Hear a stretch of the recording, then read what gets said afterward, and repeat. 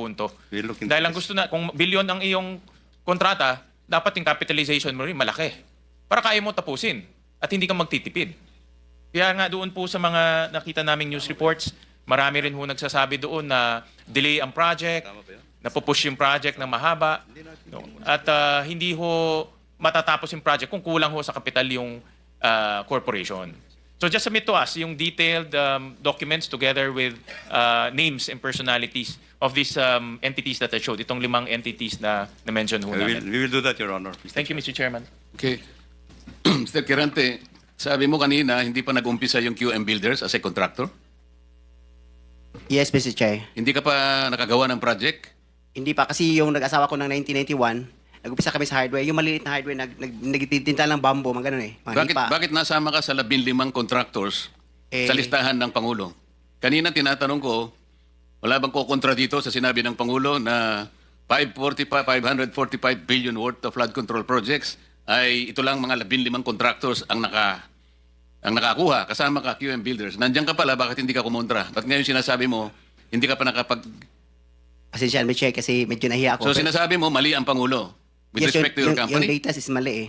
Kasi ang totoo, yung 414 projects na nakuha sa QM, totoo lang ha, is only 86 projects. Mr. Chair. Teka muna, sabi mo hindi ka pa nakapag-umpisa eh. Ano yung sinasabi mong project? Ano ko lang siguro, bagitin ko lang. Noong 2003, nakalisensya na kami sa pickup, only category D. Hanggang noong 2024, naging quadruple A na tayo. Pero dumaan pa kami ng single A, noong 2011 hanggang nag-triple A tayo ng 2017 hanggang naging quadruple A tayo ng ng 2024. Mr. Secretary, naiintindihan mo ba yung sinasabi niya? Sabi mo hindi ka pa nakapag-umpisa ng project. Paano ka naging quadruple A? Ano ko lang, Mr. Chair, yung sinasabi kong 1992 is hardware pa yon. Yung nakita niyo yung hardware. Hindi natin pinag-uusapan yung hardware mo. Ang pinag-uusapan natin flood control projects. Tinatanong ka kanina, sabi mo hindi ka pa nakapag-umpisa ng flood control projects. Paano ka nagkaroon ng lisensya? Paano ka naging quadruple A? At lalong mahalaga, paano ka nasama sa 15? Gumawa ka na ng flood control project. Gumawa na tayo ng flood control O project. ngayon gumawa ka na naman. Ano ba talaga yung totoo? Baka hindi ka makauwi sa araw na ito. Nagsisinungaling ka na naman eh.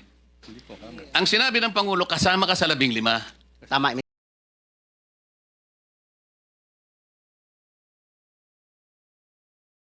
When we discussed yung tulay na bumaksak, wala masyadong nag-pick up siguro dahil kasagsagan ng eleksyon, maraming issues, but the Blue Ribbon Committee did have several hearings. I asked you two things, no? Bakit mukhang exempted ang DPWH sa preventive suspension? So yun po. So hinihingi ko lang, basta ang maliwanag po ngayon, we just have to move forward na wala talaga yung report, no?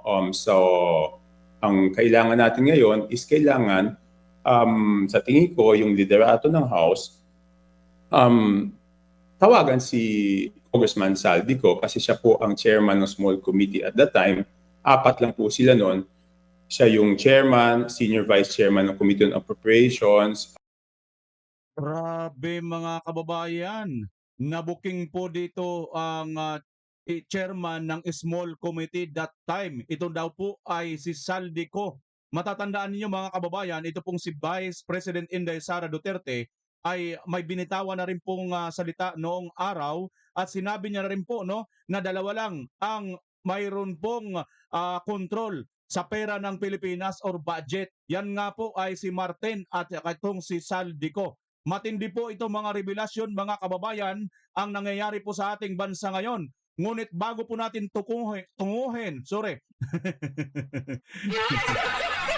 bago po natin tunguhin mga kababayan, mga ka-DDS, mga ka-BMR, ito pong ating video patungkol nga po rito sa pagkakaroon ng investigasyon kahapon dito naganap sa Senado ni Senator Marcolita ay mayroon po tayong papanooring video mga kababayan na ito pong nangyayari ngayon ay naganap na po ito sa pamamagitan ng pelikula. Magugulat po kayo mga kababayan sapagkat ito pong pelikula ngayon ay mukhang tugmang-tugma po ito. I mean, yung pelikula po na matagal nang naganap at ang gumanpan nga po rito bilang aktor ay wala na po sa ating mundo. Ano ho? So makibilang buhay na po ang aktor dito na gumanap. At parang blessing on disguise dahil ang aktor po dito ay kalugar or kababayan po ni Saldico, mga kababayan. Panoorin po natin ang bidyong ito. Ngunit bago po natin panoorin ang bidyong ito, mga kababayan, ako po si BMR Channel. Sa mga bago pa lang pong pumapasok or nakabisita sa atin, nakikiusap po ako na paki-like ang bidyong ito, paki-share at paki-subscribe na rin sa mga hindi ko po subscribers or bago pa lang nakikilala. Pabutin po natin ng 1 million po ang ating subscribers. Ang 32 million DDS strong, mga kababayan, ay sama-sama po tayo na makialam, makibalita patungkol po sa nangyayari sa ating bansa sapagkat matindi na po itong korupsyon. Darating pong panahon na magkakaroon po tayo ng Napoles 2.0. Okay, mga kababayan, pantunghayan po muna natin ang matagal na pong pelikula na ginampan po ng magaling na aktor na taga Bicol na si Eddie Garcia, Manoy Eddie. At ngayon po, mukhang ito po ang realidad base po sa nangyayari ngayon sa ating bansa. Kayo na ang humusga sa video ito, mga kababayan. Panoorin po natin ng sabay-sabay. Ito po siya, ang bidyong ito. Hindi ko pa kinita ang ganyang kalaking halaga, Mr. Aronet. At kikita ka ngayon sa napakasimpleng paraan. Hindi ka na mahihirapan pa. Hindi ka na mamumuhunan pa. Tataasan mo lang ang bidding, Mr. Orbos. At mapapasayo ang 20 million pesos. Sa madaling salita, binibili niyo ako. Hindi ikaw, Mr. Orbos. Ang proyekto. At kung hindi ako pumayag, papayag ka, Mr. Orbos. Magandang alok namin sa iyo. Alam ba ninyo kung anong klaseng project ang pinagbibidingan natin? Alam namin, isang pampublikong ospital na nagkakahalaga ng 300 milyong piso. Hospital na walang perang mahihirap. May hirap nga. Pero patuloy pa rin nagbabayad ng buwis para pasweldohin ang mga tao ng gobyerno. Maging ito'y buhaya, pating, linta, o lawing mapanila. May laman yata yung sinasabi mo, Mr. Orbos. Ang ibig kong sabihin ay marami ng building dyan ang gumuho. Marami ng tulay nang dahil lamang sa kunting lahar ng sumabog ang pinatubo ay natangay. Alam mo ba kung bakit, Mr. Alincastre? Ang bakal na ginamit, imbes na maging ganito, ay naging ganito. Kaya madaling gumuho. At sa semento naman, sa isang sako, ay isang truck na buhangin ang nihalo. At sino nagpapasan? Ang mga may hirap na sinasabi ninyo. Kami bang pinagbibintangan mo, Mr. Orbos? Mr. Araneta, marami ng bugok sa pamahalaan. Huwag na natin dagdagan. Magmula na maging kontraktor ako. Ayan po, mga kababayan, mukhang tumutugma po ito. Di ba mayroon po tayong matatandaan, nabanggit nga dito sa hearing ni Senator Alan Peter Cayetano, yung tulay na gumuho po dyan, sa Isabela, ito po ay bagong-bagong gawa at bago rin po itong retrofitting, no? Grabe, isipin nyo, bago ito pero ni-repair na. Matindi po ang nangyayaring korupsyon sa ating bansa ngayon, mga kababayan. Kung hindi po tayo rito makikialam at hindi po tayo mag-iingay, mananatili po tayong tahimik sa mga ganito pong kalalaking pandarambong, pangungurap ng ating mga trabahante sa gobyerno or mga politiko. Anak ko po, patuloy at patuloy po nilang maggagahaman po itong ating mga dambuhalang politiko, mga kababayan. Kaya ito pong ating video ngayon ay nakikisuyo muli ako. Paki-like at paki-share nang sa ganun ay mas marami pa pong makaalam. Malamang sa malamang itong pelikula na ito, malamang yung iba ay hindi pa po ito alam, lalo na yung mga bata pa riyan, sapagkat matagal-tagal na rin po itong pelikula na ito. Pero no wonder, itong pelikula na ito, mayroon na po siguro nangyayari nung unang mga panahon before pa gawin yang pelikula na yan. Kung kaya't nagkaroon po ng idea ito pong pelikula na ito. It so happened naman na mukhang nagkakaroon po ng reality sa ating panahon ngayon. Mga kababayan, ituloy na po natin ang naganap na hearing dito po sa Senado kahapon, ang patungkol nga po dito sa sinasabing mga flood control projects, ano ho, at ito nga po ay nagmula doon sa pagsisiwalat ni PBBM na mahiya naman kayo, no? Ito na po si Marcos Jr. na ang nagsabi na mahiya naman kayo. Instead na mahiya ang mga ungas, mga kababayan, abay nagpalakpakan pa itong mga ito.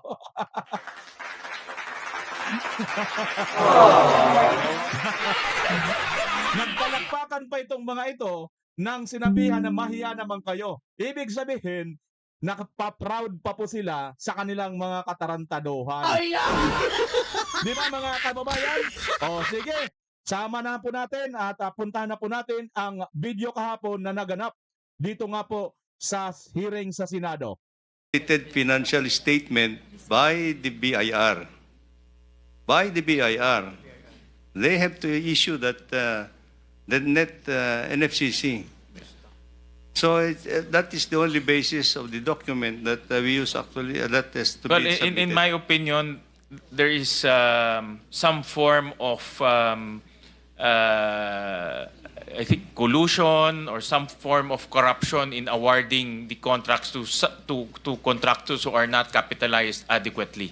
That's the point I'm trying to make. Yan ang aking punto. We'll look into Dahil ang this. gusto na, kung bilyon ang iyong kontrata, dapat yung capitalization mo rin malaki. Para kaya mo tapusin at hindi ka magtitipid. Kaya nga doon po sa mga nakita naming news reports, marami rin ho nagsasabi doon na delay ang project, napupush yung project na mahaba, no? At hindi ho matatapos yung project kung kulang ho sa kapital yung corporation. So just submit to us yung detailed documents together with names and personalities of these entities that I showed. Itong 5 entities na na-mention ho namin. We will do that, Your Honor. Thank you, Mr. Chairman. Okay. Mr. Kirante, sabi mo kanina, hindi pa nag-umpisa yung QM Builders as a contractor? Yes, Mr. Chair. Hindi ka pa nakagawa ng project? Hindi pa kasi yung nag-asawa ko ng 1991, nag-upisa kami sa hardware. Yung maliit na hardware, nagtitinta ng bambo, mga ganun eh. Mga lipa. Bakit nasama ka sa 15 contractors sa listahan ng Pangulo? Kanina tinatanong ko, wala bang kukontra dito sa sinabi ng Pangulo na 545 billion worth of flood control projects ay ito lang mga 15 contractors ang nakakuha, kasama ka QM Builders. Nandiyan ka pala, bakit hindi ka kumontra? Ba't ngayon sinasabi mo, hindi ka pa nakapag... Pasensya na, Mr. Chair, kasi medyo nahiya ako. So sinasabi mo, mali ang Pangulo with Yes, respect to your yung company? data is mali eh. Kasi ang totoo, yung 414 projects na nakuha sa QM, totoo lang ha, is only 86 projects. Mr. Chair. Teka muna, sabi mo hindi ka pa nakapag-umpisa eh. Ano yung sinasabi mong project? Ano ko lang siguro, bagitin ko lang. Noong 2003, nakalisensya na kami sa pickup, only category D. Hanggang noong 2024, naging quadruple A na tayo. Pero dumaan pa kami ng single A noong 2011 hanggang nag-triple A tayo ng 2017 hanggang naging quadruple A tayo ng 2024. Ang galing dito ni Senator Marcolita, mga kababayan, sapagkat nadidetalye po talaga at mabubuking dahil ang datingan po nitong ni Senator Marcolita ay parang cross-examine niya na ito pong sinasabi nito pong resource person. Katulad po mga kababayan sa korte, marami po kasi ang maaring magsalita ng ito, katotohanan ito, or iyan, katotohanan yan, di ba? Ayon yan sa inyo or ayon sa kanya. Pero ibi po, pag haharap ka na sa isang parang cross-examination or tanungan porsyon. katulad nitong ginagawa ni Senator um, Senator Marcolita na parang ang datingan parang Miriam 2.0. Pagtingin mo parang nai-intimidate ka pero sa totoo lang ito ay formal at maayos po para maliwanagan ang taong bayan. At dito mukhang hindi po makasagot ito pong si Kirante ng tamang pagsagot dahil nabubuking po no ho. Nabubuking po siya rito na mukhang dati nga 'di ba? Hindi pa nakapag-umpisa pero bakit nakatanggap na? Ituloy po natin mga kababayan, ano ho? Pasintabi na po doon sa mga naiinis na bakit daw pinuputol. Pasintabi na po kayo kasi reaction video po ito at pagka hindi po tayo magre-react dito, maaari po tayong gawaran ng copyright ni YouTube. Okay po, tuloy natin. Mr. Sige. Secretary, naiintindihan mo ba yung sinasabi niya? Sabi mo hindi ka pa nakapag-umpisa ng project. Paano ka naging quadruple A? Ang ano ko lang, Mr. Che, yung sinasabi kong 1992 is highway pa yon. Yung nakita niyo yung highway. Hindi natin pinag-uusapan yung hardware mo. Ang pinag-uusapan natin, flood control projects. Tinatanong ka kanina, sabi mo, hindi ka pa nagkapag-umpisa ng flood control projects. Paano ka nagkaroon ng lisensya? Paano ka naging quadruple A? At lalong mahalaga, paano ka nasama sa 15? Gumawa ka na ng flood control project. Gumawa na tayo ng flood control O project. ngayon gumawa ka na naman. Ano ba talaga yung totoo? Baka hindi ka makauwi sa araw na ito. Nagsisinungaling ka na naman eh. Nako, ayan Ang na. sinabi ng Pangulo, kasama ka sa 15. Tama, Mr. Huwag Che. mong mamaliitin ito. Bagatas dito, aartihin mo kami, sasabihin mo, hindi ka pa nagumpisa ka isang hardware. May problema dito eh. Ano lang yan, history lang yung sinasabi ko, Mr. Che. Ano na yung totoo? Yung totoo, may lisensya na tayo na quadruple A ngayon. O ngayon nga, ngayon meron ka ng quadruple. Yes, Mr. Che. O, ilang project ang na-execute mo na? Marami na eh. O kanina sinabi mo, hindi ka pa nakapag-umpisa eh. Ko. Meron akong hawak na martilyo rito, sinasabi ko sa'yo. Mr. Chair. Huwag kang tatawa-tawa kasi hindi nakakatawa ito ha. Correct. Mr. Chairman. Dito lang nagsisinungaling ka na eh. Yan. Mr. Chairman, if I may. Yes, Mr. Mukhang Senator. nahihirapan kasi si Mr. Kirante mag-explain. Tama ba to? Ang sabi mo kanina, hindi ka pa incorporated at ngayon incorporated ka na in 2024. Yes. Okay. No. Hindi rin. Yung incorporated, yung on process pa yon, hindi pa namin na ano yon, na-approve. So lahat ng project na ginawa mo, sole proprietor. Yes, Your Honor. So nakapag-project ka na. Yes, Your Honor. Ano yung sinasabi mong hindi ka pa nagsisimula or hindi mo pa nagagawa? Yung incorporated, kasi hindi pa na-approve yung ano namin, hindi pa naman na-practice, hindi pa na-transfer from sole proprietorship into... So kaklaruhin ko lang, marami ka ng project at tama na isa ka sa top 15, correct, Mr. Kirante? Yes, Your Honor. Pero hindi ka pa incorporated. Hindi pa, Yun sole yung pa rin. sinasabi mong hindi ka pa incorporated. Yes, Your Honor. Yun yung binabanggit niya kanina, Mr. Chairman. Ayan mga kababayan, ano ho, Bisaya kasi ito katulad natin at medyo hindi ko naman po sa tinatawaran yung mga Bisaya no, na katulad natin. Ngunit minsan mayroon pong parang tinatawag na language barrier no. Minsan mayroon tayong mas magaling natin may paliwanag na mas maayos in Bisaya way no. Pasintabi po doon sa mga hindi po Bisaya. Sapagkat ako ay alam ko rin po magsalita ng Ilocano, katulad din naman sa mga Ilocano or sa ibang mga lengguwahe, hindi ka rin ganun kagamay magpaliwanag or magsalita. Minsan mayroon kang gustong sabihin, mas fluent mo masasabi, mas maliwanag mo masasabi kung gagamitin mo yung native language mo, which is Bisaya or Ilocano kung ano man. Ano ho? Minsan nagaganap po talaga yan. Pero mas maigi dito magtanong or magpaliwanag ay itong si Senator Bato mga kababayan. Pakinggan po natin kasi si Senator Bato isa po sa sinasabi po o tinatanong niya po rito at mukhang naiintindihan niya rin po na nahihirapan nga magpaliwanag ito pong taong ito. Pero sa tingin niyo po mga kababayan, ito ba ay karapat-dapat na ma-contempt or hindi makauwi ngayon?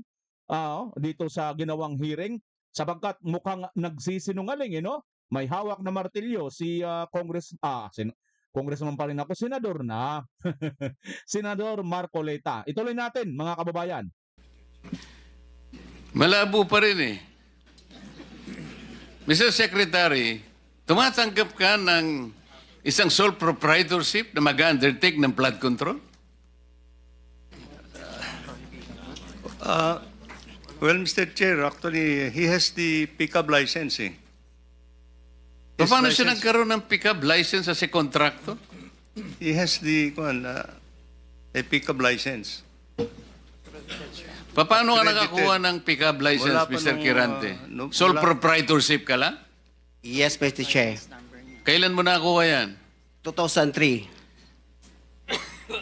Hanggang nag-upgrade tayo sa 2007, naging B tayo. Hanggang 2011, naging A tayo. Yung 2017, naging triple A tayo. Ano yung net financial contracting capacity mo as a sole proprietorship? 40 billion, Mr. Chair. 40 billion? Yes, Mr. Chair. Yung financial statement mo, padala mo sa amin.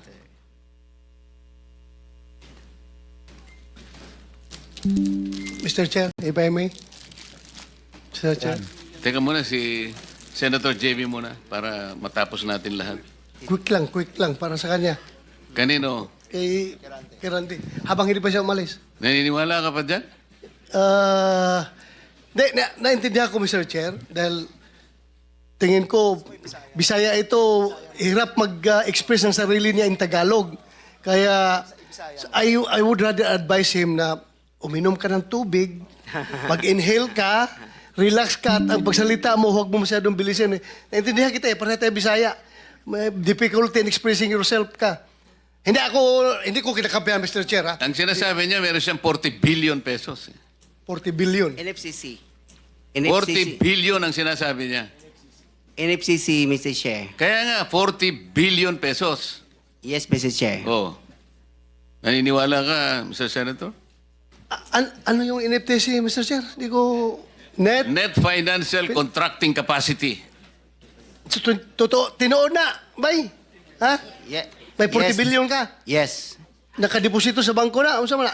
Ay, Paano? hindi. Yung NFCC kinuha sa... Ano yan? Yen o pesos? Asset yan. Kasi yung NFCC, kinocompute ng times 15 yon, Mr. Chair. Halimbawa, may 1 billion ka sa bangko. Pwede ka sa 15 billion. So, halimbawa, may pera ka sa bangko na 2 billion, ibig sabihin, pwede ka sa 30 billion. Yan ang computation.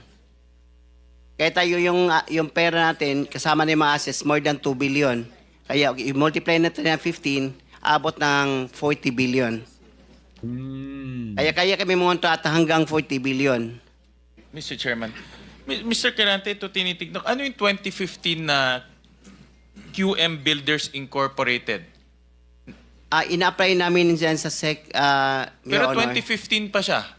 Pero hindi pa namin tina-transfer Transfer to? to sole proprietorship into incorporated. Hindi, ito incorporated na ito eh. This is a corporation. Kasi ang explanation ng bookkeeper natin, yung natin gahandle, yung experience from sole proprietorship, ita-transfer muna sa Hindi, incorporated. iba yung experience, iba yung corporate entity. Incorporate entity is 2015 nandyan na siya. Pero sinasabi nyo, walang nangyayari. Wala nangyayari. Ang In-apply lang. ginagamit nyo since noon pa ay yung inyong sole proprietor. Yes, Your Diyan Honor. pumapasok inyong income, in other words. Yan rin ginagamit nyo pagbibid ng mga projects. Yes, Your Honor. Tama? Ganun pa? Ganun ba ho ang interpret? So, dalawang entity, yung sole proprietor at yung incorporation. Yes, Your Honor. Okay. Sabit nyo na lang ho sa amin yung mga dokumento na yan. Thank you, Mr. Chairman. Senator JB? Thank you, Mr. Chair. Mr. Chair, siguro ang gusto natin dito, aside from the accountability that we're looking for, ang gusto natin ma-achieve in aid of legislation. Mr. Chair, I have the second bill that I filed in this Congress is the is a comprehensive master plan for infrastructure development na kahit sino po ang maging presidente, when it comes to infrastructure, especially big ticket items, dapat po tuloy-tuloy. Tulad ho ng mga floodway projects, kanina nabanggit ni Secretary, it transcends different multi-year po ito at it may transcend different administrations, no? Ang tanong ko lang, Mr. Secretary, siguro matagal na rin ho kayo na sa DPWH. Dati po meron tayong Napindan, Channel, Manggahan Floodway, and other big flood control projects. Pero parang lately, do we have similar flood control projects of this magnitude? Yung ganito kalaki. Kasi sa tingin ko po, siguro sagutin nyo rin po ko, yung taon-taon na pinoproblema ng Central Luzon, ng Bulacan, ng Pampanga, kamakailan tayo nandito rin. Ang kailangan po talaga rito, floodways, spillways, and water impounding. So, Mr. Secretary, at present, meron ho ba tayong ganitong mga uri ng proyektong ginagawa? Before the Secretary answers that question, let me acknowledge the presence of our senior Vice Chair of this committee, Senator Alan. You can now answer the question. Thank you, Mr. Chair. Yes, Mr. Chair. We have similar projects of that magnitude in the other river basins, major river basins in the country, Mr. Chair, that are financed by official development assistance, Your Honor. And in these major river basins, they have a comprehensive master plan, Your Honor. Rekta po tayo dito mga kababayan sa isang pinalabas po nila ditong video ano ho. Tingnan natin itong video na ito. Ayan. Ito po mga kababayan ano ho. Barangay San Perfecto and Barangay Bati, San Juan. Yung problema mo sa San Juan. Ito yung, Mr. Secretary, ito yung Toktokan Interceptor Phase 3. Ito yung manggagaling sa Talayan Floodgate to San Juan River. Ang problema, yung Phase 1 at saka Phase 2, tapos na eh. Hindi kailanman magkakaroon ng kabuluhan itong Phase 1 and Phase 2 hanggang hindi mo nakukomplete yung Phase 3. Ang Phase 3 is about 300 million. So wala. Kahit nakompleto mo yung Phase 1 and Phase 2, walang mangyayari sapagkat wala yung Phase 3. Bakit ganito yung... Kaya hindi talaga mariresolve ang problema mo, Senator JB, hanggang hindi nakukomplete yung Phase 3. Bakit hindi po niyo pagtunan ng pansin? Ito pa, Mr. Secretary, meron kayong interceptor project dito sa Antipolo na kung saan doon ako nakatira sa village namin. Kapag yung ulan talaga pa, naging 30 minutes to 1 hour, tuloy-tuloy. Nako. Hindi na ako makakalabas ng village, Mr. Secretary. Ganito yung ginawa ninyo eh. Yung project involves the interconnection of water tributaries in La Colina and Mayamot areas in the city of Antipolo.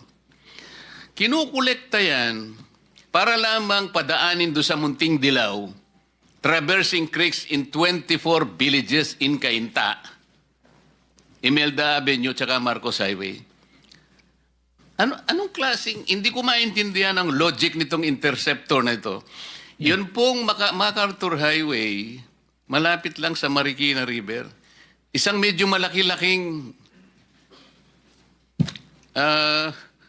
ano tawag doon? Malaki-laking pipes ang ilagay nyo para lahat ng ulan na yon madrain natin sa Marikina River. It's only about 1 kilometer. Bakit kinakailangan lubugin na kami ng lubugin 24 villages in Cainta? Nang dahil sa interceptor project na ito ng DPWH. Ganito po lahat ang nangyayari. Mamaya na po yung sa akin, Senator Bam. Maraming salamat, Mr. Chairman. Mr. Secretary, commercial muna. We had a hearing po sa classroom building. Ay lagpasan na po natin yan si Bam Aquino, mga kababayan. Direkto na po tayo kay Senator Alan Peter Cayetano dahil maganda po kanyang sinasabi dito, mga kababayan. At patungkol nga pala doon sa nabanggit ni Senator Marcolita, yung tuktukan at mula dun sa San Juan, alam nyo po, matatandaan nyo mga kababayan kung alam nyo po yung Metro Manila, yan po yung dinadaanan ng G. Araneta Avenue. Mula po doon sa San Juan, doon po yan mag-dead end sa Indomingo Corner G. Araneta, yung malapit sa likod ng SM Center Point ng Santa Mesa, Manila. Tumatawid po yan dyan sa may, I think, San Juan River or Ermitaño Bridge or J. Araneta Bridge. Di ko masyado matandaan yung tulay na yan. Dire-diretso po yan hanggang doon sa Tuktukan. At dinadaanan po niya yung J. Araneta Avenue na pag diniretso mo pa yung J. Araneta ay yun na nga po ang Sergeant Rivera. Papunta na po yan ng Balintawak or Bonifacio. At yung lugar na yan mga kababayan, partikular dyan sa may Araneta at Tatalon, grabe po, para po yan dyan baha or ilog or dagat kung nagkakaroon po ng mga baha or pag-ulan. Matindi po ang baha dyan sa lugar na yan mga kababayan. So, kaya pala, no? Marahil ito yung phase 3 na hindi pa natatapos kasi yung lugar na yan, lagi po yan binabaha tuwing magkakaroon po ng pag-ulan or pagbagyo sa ating bansa. Tuloy po natin, ito pong si Senator Alan Peter Cayetano mga kababayan. House yesterday and she has tons of meetings today. If there are no questions for her, Mr. Chairman, I hope you will allow her to leave already. Yes, Yes. Yeah. provided you will come back. Okay. Thank you. Mr. Chairman, thank you. With your permission, Senator Bam, Mr. Chairman, just one point on that. Sec, when we discussed yung tulay na bumaksak, wala masyadong nag-pick up siguro dahil kasagsagan ng eleksyon, maraming issues, but the Blue Ribbon Committee did have several hearings. I ask you two things, no? Bakit mukhang exempted ang DPWH sa preventive suspension? Alam niyo po, si Senator Miriam Defensor, nilabanan niya yun dito because she was preventively suspended. Then she became senator. But ang argument niya is that I cannot cover kasi wala na ako dun sa opisina na yon. But I heard kanina na walang na preventive suspension. So in connection sa tanong ni Senator Bam, kung meron nagtatakip sa ghost, wala pa tayo dun sa iba, sa ghost, pero hindi siya preventively suspended, then he or she will have time. Second point lang, and I'll stop there because nakapila naman yung iba. Ito, Sec, sinabmit nyo sa amin DPWH protocols for ensuring the quality of safety infrastructure projects. According sa makapal na memo na to, from the central office all the way down to the DE, meron na silang quality control. So, my point, Sec, no, I don't know kung mahaba o maikli yung answer dito. Pero if you find the ghost, yung point nga ni Senator Bram, grabe yung dami ng taong nakisama doon. But having said that, Sec, nakalagay dito sa memo nyo that the quality control should be submitted all the way up to the USEC. So lahat ng completed, meron ng report ang USEC. So maybe you should submit yung report ng USEC galing sa quality control. Kasi kung nakalagay doon completed tapos ghost, di lahat nung nag-report hanggang doon sa USEC. I'm not saying involved yung USEC. Kasi nire-report lang sa kanila. Pero lahat ng bumaba, involved sila. Kasi bakit sila magre-report na completed kung wala? So I just submit that point, Mr. Chair, no? And maybe the Secretary can give us an insight. Paano ba nagwo-work to? Tama pa yan. I think, yes, we have instituted actually that protocol, Your Honor, that from the top, there are quality assurance units that the department would field in looking at some of the projects. Not all the projects, Your Honor, because there are thousands of projects that we implement in a year. So there is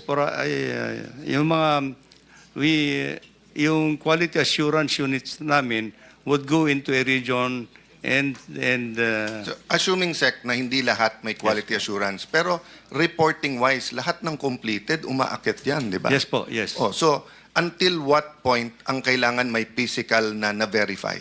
So, if the DE reports that it's finished, it's a district engineer project, or the regional office says kompleto to, pag nag-report siya sa ASEC, titignan ba nung ASEC yun, or he'll take the regional director's I think yun yung gusto namin maklarify para alam namin kung sino ipatatawag namin. Yes. Meron po yung Quality Assurance Unit in all levels, Your Honor. Meron sa District Office, meron din sa Regional Office, and meron din sa national level, Your Honor. So the national level will not be able to cover everything. So we just, the Quality Assurance Units, if the project is being implemented by the district, then the Quality Assurance Unit of the district will be the one to make the report. If it is going to be implemented by the region... Presidente na nagsabi at kayo na nagsabing mukhang may ghost. Opo. But it's been 3 weeks since the SONA. Yes, po. All you have to do naman is tell them na saan yung report na tapos kunan nyo ng picture. Yes, po. Hindi ba nung years ago, because nangyari na to, may requirement na kayo na 0%, 50%, 100% kinukunan yon? Yes po. O tinanggal nyo ba yung requirement na yon? I don't know kung...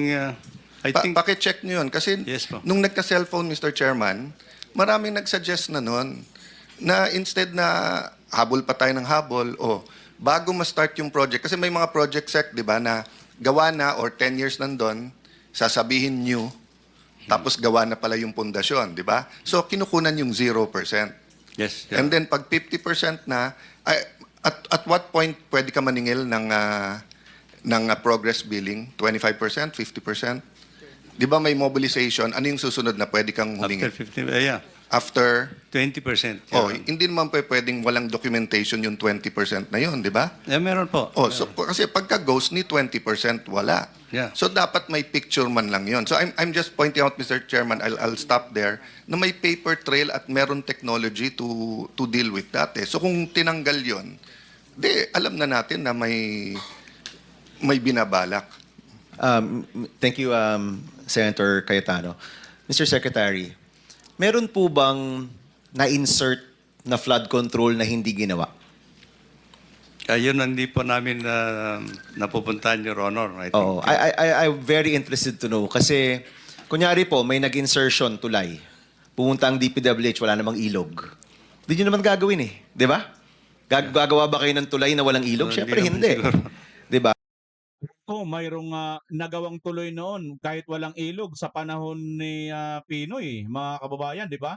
Sa panahon nung pinsan ba nito si Pinoy, mga kababayan? Mukhang kaya nabanggit ito siguro niya dahil naalala niya yung panahon ng kanyang pinsan. Di ba, mga kababayan? Ay, nako naman talaga, oo. Ituloy po natin ituloy po natin. Laktawan na muna natin yan kasi mukhang wala nag-aanuhan na lang tayo rito eh. Naalala tuloy tayo dyan sa tulay na walang ilog na yan eh.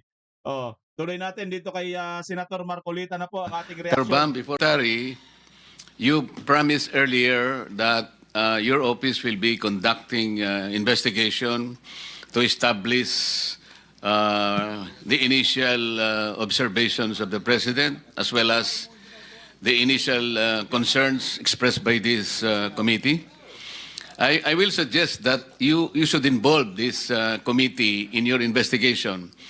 We will be happy to deputize a staff from the Blue Ribbon in undertaking the investigation. Ganito lang kasimple. Halimbawa, yun pong binisita ng ating Pangulo sa Kalumpit. Nakita niya yung embankment kagad. Yung tingin pa lamang niya talagang lusaw na yung embankment kasi wala namang slope kasi. Nagkalasog-lasog na pati yung apron. Walang apron kasi nagkahiwa-hiwala yung mga seat pile. Ang contractor dito is St. Timothy.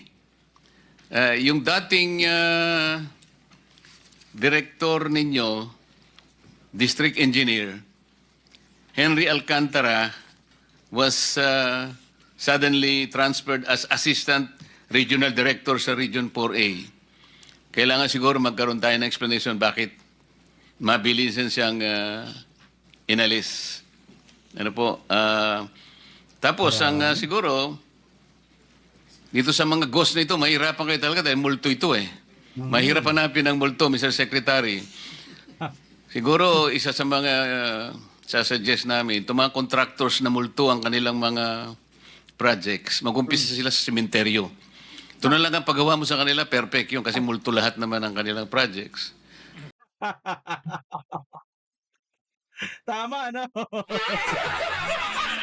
Total, sa mga sementeryo, napakaraming sementeryo sa atin. Hindi, ito mga kababayan, ano, pwera, bero, ano, maraming mga sementeryo sa ating bansa na mga binabaha, no? Ay, nako mga kababayan, sa totoo lang, kahit sa probinsya, sa Pangasinan, mayroon po ako nakitang sementeryong binabaha. Comment nyo nga mga kababayan kung sa inyong mga lugar-lugar ay mayroon bang mga binabaha ng mga sementeryo. Total, pinag-uusapan na lang din ng Ghost Project. Ayon nga dito kay Senator Marcoleta, doon kayo mag-umpisa sa sementeryo. Kasi mahirap hanapin ng mga ghost eh. Kung ganon, sa sementeryo, matatagpuan ninyo yan. Ano masasabi niyo mga kababayan? Comment nyo dyan sa baba. Tuloy natin si Senator Marcoleta. Majority Leader? Yes. Thank you, Mr. Chairman. Secretary, magandang hapon po. Let me start by commenting right away dun sa tinanong kanina ni Senator JV. Secretary. Majority Leader, we need to wind up at about Yes, 2:15. Yes, I will be brief, Mr. Chairman, because unfortunately, Mr. Chairman, this has been my third year hearing here in the Senate. And I have yet to hear a new thing from the department, even from this August chamber. Kaya ho, talagang nagsasawa na po ako. For example, Mr. Chairman, if I may just show this video clip. Can we just show this video clip, please? Please. Kayo rin ho yung nagsabi, we might be able to start this year. And that was last year, Mr. Secretary. Now it's still in the feasibility stage, although parang nasa latter part na po. Tama po ba yun? So siguro tatanungin ko po ulit yung the same question I asked last year. Kailan ho kaya ito posible na mag-start po, Secretary? Yung totoo pong start. Kailangan ko po bang define yung start? So, siguro alam naman natin yung The start. detail engineering design, I understand, and the timeline, Your Honor, will take another year. Because this is a big project. Yes, another year. So, Another year. 2025. 2028. Actual construction, mga 2027. 2027 na yung actual construction. Civil works po. Kasi kayo, Secretary, last year, we would probably start next year. The Central Luzon Pampanga River Floodway and San Antonio River, San Antonio Swamp Ring Dike, Your Honor. This will be the major project that will actually we think will be able to contribute significantly to address the flooding problems in Bulacan and Pampanga. So you have the timeline here when we will start? By next year po siguro, we are hoping that we can start this project. This will be the major project in Central Luzon po. Mr. Chairman, yung video pong pinakita was last year at dun sa video na pinakita ulit, that was last year. And then ngayon, ini-excite na naman tayo na may mangyayari na. First question is this really an integrated master plan, Secretary? I mean, siguro you can feel my emotions here, Mr. Secretary, if this is the third year na pinag-uusapan natin to, yung frustration po natin. And unfortunately, yung mga contractor, some politicians, they're also using this against me. Daming nagkalat na fake news, daming nagkalat na manufactured news na ako daw yung involved dito. For the past 3 years, inuupakan ko rito, lahat ng senador dito nagsasalita na. And yet, ngayon sa akin ho binabalik. Kaya itong mga contractors na to, at itong mga to, iisa-isahin ko po ito in this hearing. Iisa-isahin ko po. And I swear to God, iisa-isahin ko po ito dahil nakakainit po ng ulo. Secretary, siguro yun lang yung tanong ko. Ayun mga kababayan, dyan po natin pansamantalang isasara itong atin pong reaction video sapagkat makikita naman po natin, mukhang nakuha na po natin ang atin pong gustong malaman patungkol po dito sa naganap na hearing. Ano ho? Maliwanag, lumutang po dito sa hearing na ito na talagang mayroon pong pananagutan or mayroon pong dapat managot dito. Inaasahan po natin na magkaroon po ito ng katulad ng Napoles 2.0. na matatandaan nyo mga kababayan ha, hindi po mga congressman halos ang involved doon at mga nakulong. That time po ng Napoles, mga senador po ang mga nakulong. Ayan po nga si Senador Jenggoy pa ngayon at yan po si Senator Bong Revilla, mga kababayan. So ngayon naman, ito ay ang sasangkot po rito ay ang lower house. Ito nga po nga kay Martin Romualdez at itong si Saldico, ang isa po sa talagang matindi po ritong masasabi natin ay si Saldico nga, di ba? At saka si Martin, pinangalanan po yan ni Vice President Inday Sara na sila lang po ang may hawak ng budget ng ating bansa. At nakita na rin po natin dito, ito pong isa no na na-invite ngayon, itong Kirante. Biruin mo, nanginginig mga kababayan. Hindi ko po siya sinisisi, no? Pero alam nyo, ibang pakiramdam ko dito sa mamang ito. Maaring magkamali po ako. Pero sa pakiramdam ko, ano ho, baka isa ito sa mga dami. Para magagang pinag-utusan lang bumili ng suka, no? At nailagay lang sa dyan. Hindi kaya ito mga kababayan ay isa sa mga proxy or mga dami lang para nang sa ganun mayroon po silang pagkuhanan ng project. Ano po ang inyong masasabi dito mga kababayan sa isang dumalo po dyan ngayon na natanong nga po nila Senator Marcoleta at muntik nga pong ma-cite in contempt. Naniniwala ba kayo na ito talaga ay legit na malaking kontraktor? Kasi nakakapagtaka, no?